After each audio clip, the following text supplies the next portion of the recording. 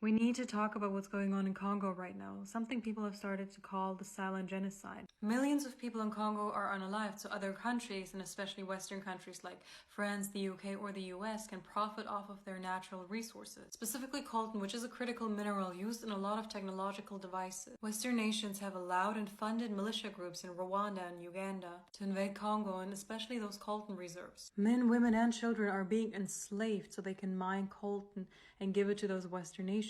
Which can be super dangerous, by the way, because they're not properly trained to do so. They don't have the equipment that is needed to do this safely. It is estimated that almost 50 women an hour are SA'd. And that in total there have been around 6 million victims, half of which have been children. Congolese people being exploited for coltan has been an ongoing issue for years now. And here and there you will see a small article about what is going on, but then it's already dismissed again. Even now the story has only been picked up again because of activists who have been putting in the work to make sure people know about this, not because of Western media outlets. They're definitely not going to talk about it. They're too busy supporting the ethnic cleansing of another group of people they have helped to oppress for over 70 plus years. And this is exactly what I mean, because if you Google it, you will see, small media outlets talking about it here and there, mentioning that it's exploitation, that people are suffering. But there isn't an in-depth expose by a big media outlet. This one is actually funny to me, why it's hard for Congo's coltan miners to abide by the law. Maybe because a lot of them are enslaved and there is no law protecting them?